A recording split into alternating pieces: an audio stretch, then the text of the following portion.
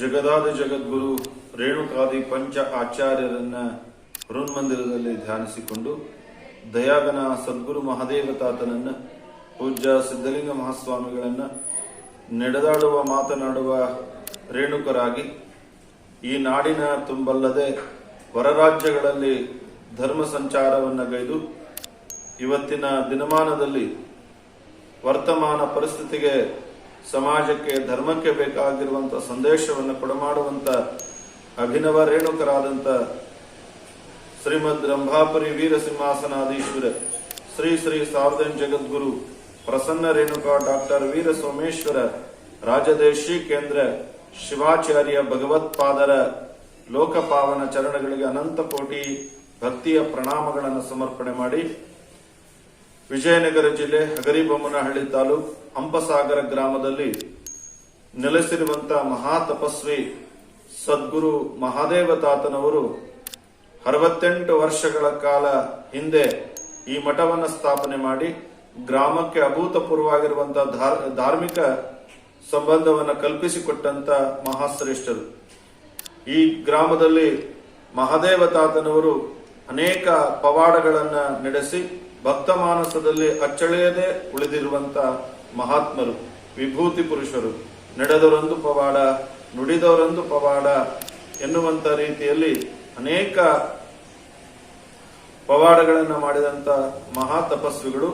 ವೈರಾಗ್ಯ ಪೀಠದಲ್ಲಿ ತಪವನ್ನು ಮಾಡಿ ನೇರವಾಗಿ ಹಂಪಸಾಗರ ಗ್ರಾಮಕ್ಕೆ ದಯಮಾಡಿಸಿದಂತ ಮಹಾದೇವ ತಾತನವರು ಈ ಮಠಕ್ಕೆ ಉಘಾ ಮಠ ಎನ್ನುವಂತ ನಾಮಕರಣವನ್ನ ಮಾಡಿ ಇಲ್ಲಿ ಮಠವನ್ನ ಸ್ಥಾಪನೆ ಮಾಡಿ 68 ವರ್ಷಗಳ ಕಾಲ ಸುದೀರ್ಘ ಅವಧಿ ತಲುಪಿದೆ. ಈ ಮಹಾದೇವ ತಾತನವರ ರಥೋತ್ಸವ ಪ್ರತಿ ವರ್ಷ ಮಾಘ ಶುದ್ಧ ರಥಸಪ್ತಮಿಯಂದು ಪ್ರತಿ ವರ್ಷ ಜರುಗುತ್ತದೆ.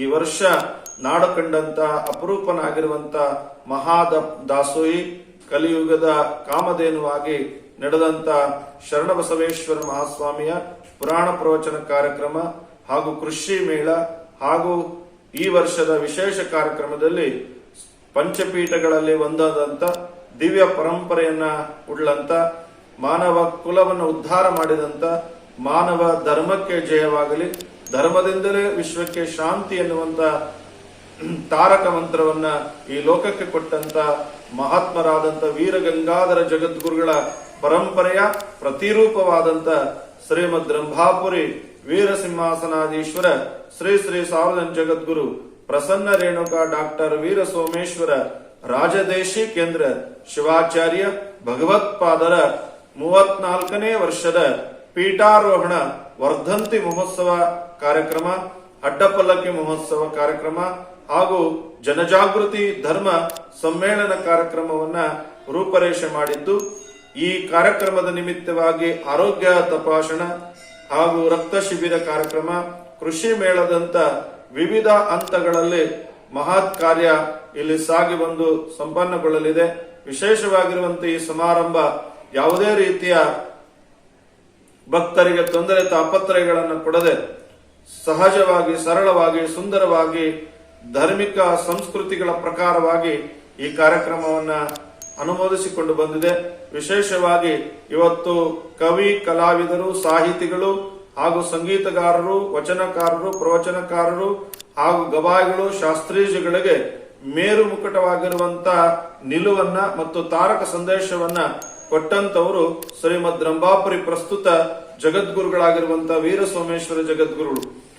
ಸಾಹಿತ್ಯ ಸಂಸ್ಕೃತಿ ಸಂವರ್ಧಿಸಲಿ, ಶಾಂತಿ ಸಮೃದ್ಧಿ ಸರ್ವರಿಗಾಗಲಿ ಎನ್ನುವಂತಹ ಮಂತ್ರವನ್ನ ಈ ಲೋಕಕ್ಕೆ ಕೊಟ್ಟಂತ ಪಾವನ ಮೂರ್ತಿಗಳ 34ನೇ ವರ್ಧಂತಿ ಮಹೋತ್ಸವ ಕಾರ್ಯಕ್ರಮದಲ್ಲಿ ತಾಯಂದಿರು ಮಂಗಳ ಸ್ವರೂಪದಲ್ಲಿ ಯಾವ ಕುಂಭಾಭಿಷೇಕ, ಕಳಸ ಕನ್ನಡಿ, ವಾದ್ಯ ವೈಭವದೊಂದಿಗೆ ವಿವಿಧ ಮಜಲುಗಳೊಂದಿಗೆ ಮಹಾಚಾರ್ಯರ ಅಡ್ಡಪಲ್ಲಕ್ಕಿ ಮಹೋತ್ಸವ ಹಂಪಸಾಗರ ಗ್ರಾಮದ ವಿವಿಧ ರಾಜಬೀದಿಗಳಲ್ಲಿ ಆಯಿಸಿ ಶ್ರೀಮಠಕ್ಕೆ ತಲುಪಿ ನಂತರ ಪೀಠಾರೋಹಣದ ವರ್ಧಂತಿ ಕಾರ್ಯಕ್ರಮವನ್ನ ನಡೆಸುವಂತ ಇಚ್ಛಾ, ಹಾಗೆ ಮಹಾಪ್ರಸಾದ ವಿನಿಯೋಗ, ಈ ಎಲ್ಲ ಕಾರ್ಯಕ್ರಮಗಳು ಸಾಂಗಮಂಗಲವಾಗಿ ನೆರವೇರಿಕೊಂಡು ಬಂದಿದ್ದೇವೆ.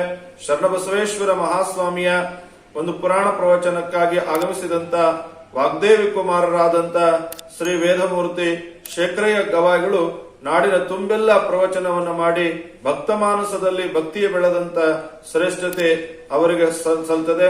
ಅದೇ ರೀತಿಯಾಗಿ ಸರಳ ಸೌಜನ್ಯ ಮೂರ್ತಿಗಳಾಗಿ ಹಾಗೆ ವೇದಾಂತ ಪಂಡಿತ ಕೇಸರಿಯಾಗಿರುವಂತ ಶ್ರೀ ವೇದಮೂರ್ತಿ ಕೇದಾರ ಸ್ವಾಮಿಗಳು ಜಂಗಿನಮಠ ಇವರು ಕೂಡ ಉಪಸ್ಥಿತರಿದ್ದು ತಮ್ಮ ಅಮೂಲ್ಯವಾಗಿರುವಂತಹ ಉಪದೇಶಾಮೃತವನ್ನ ಕೊಡುಮಾಡುವುದರ ಜೊತೆಗೆ ಭಕ್ತ ಮಾನಸಕ್ಕೆ ಸಂಸ್ಕಾರದ ಇರುವನ್ನ ಕಲಿಸಿಕೊಡುವಂತ ನಿಟ್ಟಿನಲ್ಲಿ ಸಾಗಿದೆ. ಜಾನಪದ ಜಾಣರಾದಂತ ಶ್ರೀ ಸಂಗಮೇಶ್ ಉತ್ತಂಗಿ ಅವರು ಹಾಗೆ ಸರಳ ಸೌಜನ್ಯ ಮೂರ್ತಿಗಳಾದಂತ ಶಂಕರಯ್ಯ ಗವಾಯಿಗಳವರು, ಪ್ರಶಾಂತ ವಿಲ ಇವರ ಸಂಗೀತ ಸುಧೆಯಿಂದ ಬಹಳಷ್ಟು ಮನೋಜ್ಞವಾಗಿರುವಂತ ಕಾರ್ಯಕ್ರಮ ನಡೆಕೊಂಡು ಬಂದಿದೆ.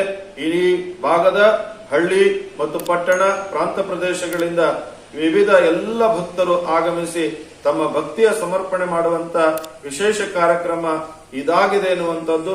ಆ ಕಾರಣವಾಗಿ ಇಂಥ 34ನೇ ವರ್ಷದ ಶ್ರೀಮದ್ ರಂಭಾಪುರಿ ಜಗದ್ಗುರುಗಳವರ 34ನೇ ವರ್ಷದ ಪೀಠಾರೋಹಣ ವರ್ಧಂತಿ ಕಾರ್ಯಕ್ರಮಕ್ಕೆ ನಾಡಿನ ಎಲ್ಲ ಭಕ್ತಾದಿಗಳು ಆಗಮಿಸಿ ಜಗದ್ಗುರುಗಳವರ ಮಹದೇವತಾತನವರ ಕೃಪಾಶೀರ್ವಾದಕ್ಕೆ ಪಾತ್ರರಾಗಿ ತಾವು ಬನ್ನಿ, ತಮ್ಮ ಜೊತೆ ಭಕ್ತರನ್ನು ಕೂಡ ಕರೆತನ್ನಿ. ತಾತನ ಜಾತ್ರೆ, ಜಗದ್ಗುರುಗಳ ವರ್ಧಂತಿ ಮಹೋತ್ಸವ ಇದು ಸುಲಭ ಸಾಧ್ಯವಾಗಿರುವಂತದ್ದು. ಜಗತ್ತಿನ ತುಂಬಾ ವಿಶೇಷವಾಗಿರುವಂತ ಕುಂಭಮೇಳ ನಡೆದ್ರೆ ನಮ್ಮ ಭಾಗದೊಳಗ ಎಲ್ಲಾ ತಾಯಿಯಂದರು ಹೊತ್ತು ತರುವಂತ ಕುಂಭಮೇಳವೇ ಮಹಾಚಾರ್ಯರ ಅಡ್ಡ ಪಲ್ಲಕ್ಕಿಯೇ ಕುಂಭಮೇಳ ಎನಿಸುವಂತ ಸ್ಥಿತಿಯಲ್ಲಿ ಇವತ್ತು ಈ ಕಾರ್ಯಕ್ರಮ ನಡೆಕೊಂಡು ಬರುವುದು ಅಪರೂಪವಾಗಿದೆ ಎನ್ನುವಂತದ್ದು. ಆ ಕಾರಣವಾಗಿ ತಾವೆಲ್ಲರೂ ಕೂಡ ಬಂದ್ರಿ, ಹಾಗೆ ಹೆಸರಿಸ್ಲಿ ಅಂತೇಳಿ ಆಶೀರ್ವಾದ ಸನ್ಮಂಗಳಗಳನ್ನ ಕರುಣಿಸ್ತಾ ಇದ್ದೇವೆ. ಎಲ್ಲಾ ಭಕ್ತಾದಿಗಳಿಗೂ ಕೂಡ ಗೌರವಪೂರ್ವಕವಾಗಿ ಸ್ವಾಗತವನ್ನು ಕೋರ್ತಾ ಇದ್ದೇವೆ.